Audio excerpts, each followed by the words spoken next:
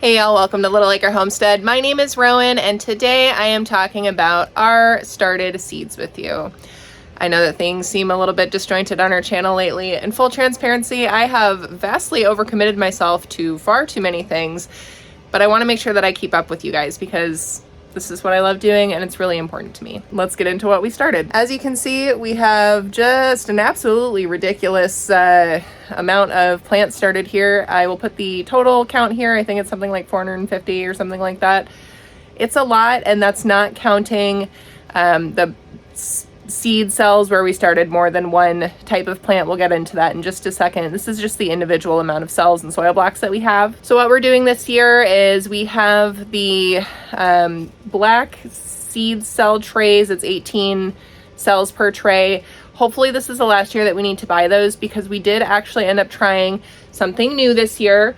We tried soil blocking, which I love. It worked very well. We used this soil blocker from Johnny's Selected Seeds. Absolutely incredible tool, super easy to use. And we already have some seeds that have germinated from those soil blocks. So far so good. And then the other new to us type of seed tray that we're using this year are these hex trays. There are 72 cells per tray. Again, hoping that we don't need to use plastic trays again next year or buy new plastic trays next year. We'd really like to try and cut down on the amount of plastic that we use and buy. So as these become unusable, deteriorated, etc., we will cycle them out and change over to soil blocking. That's the system. Let's talk about what we're growing. So as you can see, we have some seeds already coming up and germinating, which is fantastic. I'm so excited.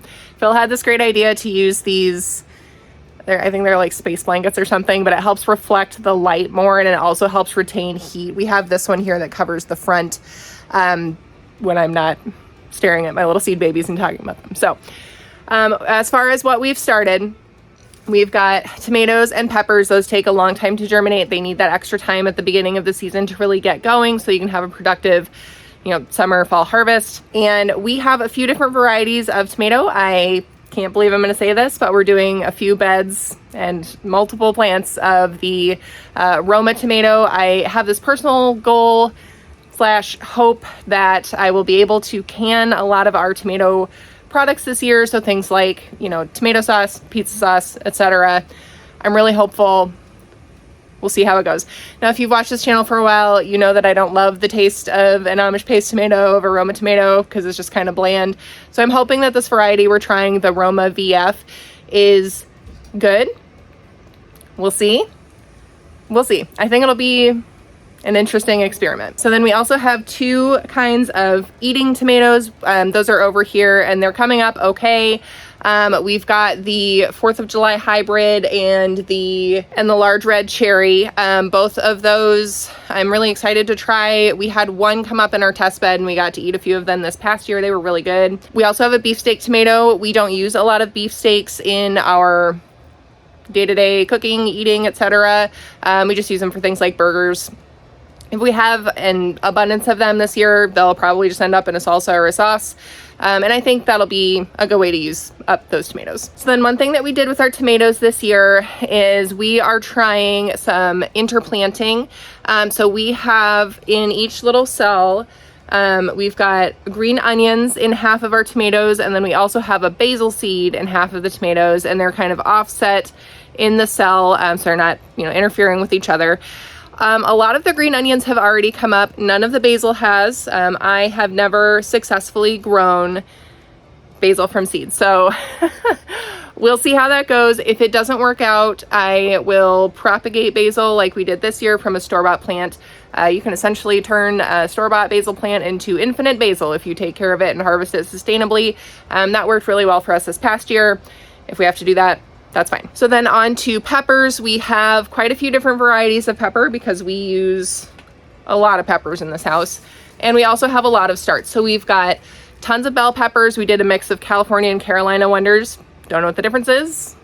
I guess which coast they prefer or something. We also have the shishito pepper. Phil really wanted to try that last year, so we made sure we were able to get it in the garden this year. Our trusty lemon drop, we've got plenty of those as well. We are still eating lemon drop peppers from our garden from the previous year, 2022, at our old house, our old property. I made a disturbing amount of cowboy candy with our lemon drop peppers because they were so prolific. I think we still have 28 to 30 half pints left. I don't know how we're gonna eat them all. So if you have recipe suggestions for cowboy candy, please put them down in the comments because I'm really tired of eating it plain in my tacos. So then after that we have Anaheims, which we use or will use kind of in the same way as we use poblanos. We also of course have poblanos, which did really well for us in 2022. And then we have serranos and jalapenos.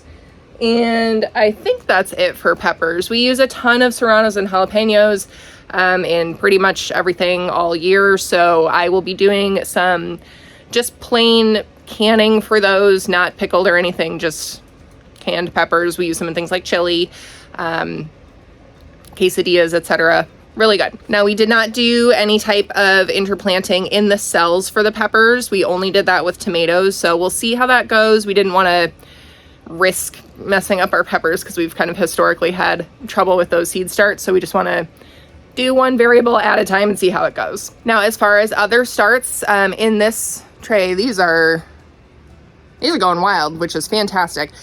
We have a few different things started here. So we've got celery. We're going to plant that with our tomatoes this year.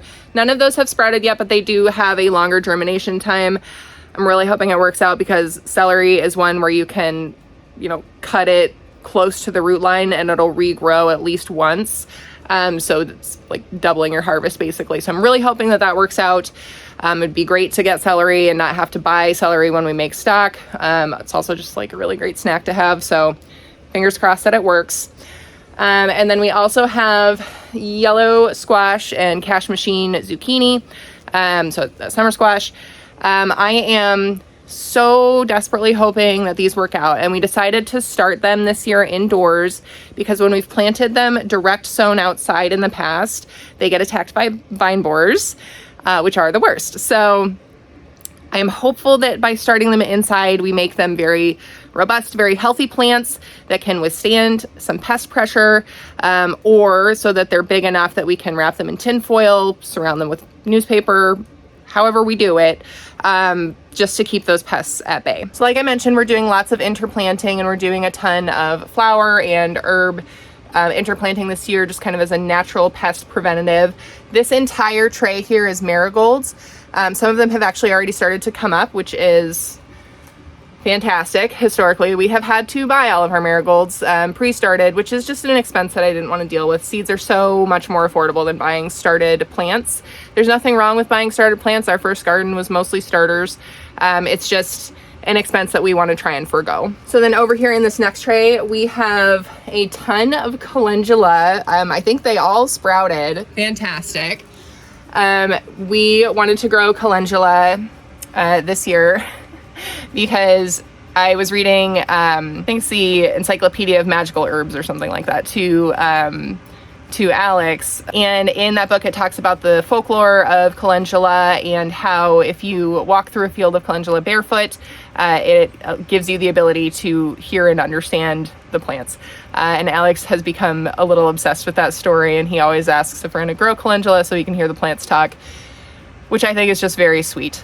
So we're going to grow this, see how it goes, hope that we can get some good seed out of it and make that field for him. And for me, because that sounds really fun. All right, then we have yarrow, sage, cilantro, dill, cumin, rosemary, oregano, and parsley in the rest of this tray. The yarrow actually has started to come up as well, which is exciting. I see one little oregano baby, and I think that's it. Which is great though, because we've actually had, trouble with herbs in the past. They just don't start very well for us. So I'm hoping that starting them indoors will give them kind of the leg up that they need to do well.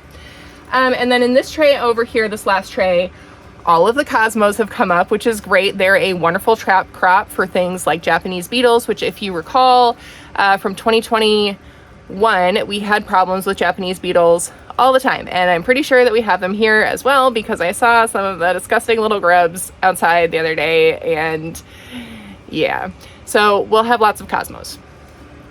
So then in this tray, we also have celosia, which is a flower Alex picked out. He was very interested in this year. That was his get from Baker Creek this year. And then we have chamomile. I'm very interested in making my own tea, so we'll see how that goes. I've never successfully grown chamomile before, so we shall find out. Looks like that's already sprouted as well, which is very exciting. We have another just 8 cells of marigold just to have some extras because we needed a minimum of 72 to have enough in the beds that we wanted to have, if that makes sense. So this is just extras in case some don't start up. Then we have feverfew, horehound, mullein, and St. John's wort. Some of those herbs are, you know, for spell work, for teas, things like that. And I'm really looking forward to them growing. This was a little bit of a chaotic video talking about the seeds that we've started. I'm just getting this video recorded between a few different obligations that I have and trying to get it done and stay on top of making content for you guys and checking in. Phil is going to do another video soon in the future here and talk about our grow light setup, how he got the light set up, how we're planning to raise them as the plants grow and get taller and need to be further away from the light.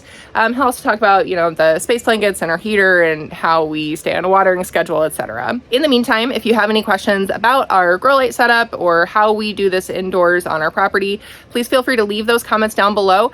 Let me know what questions you have and we'll make sure that we answer them in our next video. Thank you so much for stopping by Little Acre Homestead, checking on my seed babies with me, and I'll see you again very soon.